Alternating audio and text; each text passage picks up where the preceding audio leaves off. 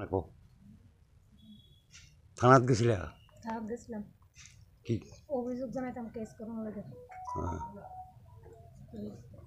কি রে আমার মারধর করে কেটা জামাই কি নাম আমার নাম সিরাজুল ইসলাম। কি সে ঘটনা আমার এটা বড় বোন হালামা খাতুন গদ্দুমুরা বিয়ে দিছে। গদ্দুমুরা কোন জায়গা? গদ্দুমুরা উত্তরপাড়া কারকাবন এরিয়া করে আর কি। তারপর কি হলো? তারপরে বিয়া বয়সের যে 15 বছর 15 বছরের মধ্যে এরপরে আজকে 5-6 বছর পরেতেই মানে 10 বছরতে যে ভিডিও আরম্ভ হয়েছে। মারধর করে, স্বামী অশান্তি করে, তার শাশুড়ি শ্বশুরে জ্বালা যন্ত্রণা করে।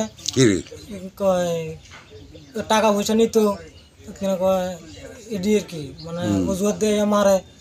এরপরে বাবা কয়েকবার সেখানে পঞ্চায়েতের মাধ্যমে বিচার আচার করছে, পার্টির মাধ্যমেও করা হয়েছে।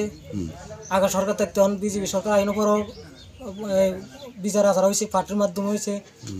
আরক্ষা দপ্তর কারকাবন থানা তো কয়েকবার 2-3বার নোটিশ জানানো হয়েছে। আমরা কোনো পদক্ষেপ পাইতেছি না, সুর হয়েছে না। তারা লিখিতভাবে কাগজ দিয়ে তারা সই করে লিয়ে যায়, আমরা সুবিধা করে দিব, কোনো অসুবিধা তো মারধর করতো না করে তারা লই যায়।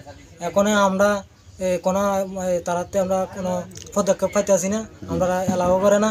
আমরা কত আর কারকাবন থানাতে আমরা যাবো, আমরা ওখানে আইনের আশ্রয় যাবো। আমরা কোনে কেস দিবে এখানে? আমরা কাটালিয়া থানা যাত্রাপুর থানাতে আমরা কেস দিব।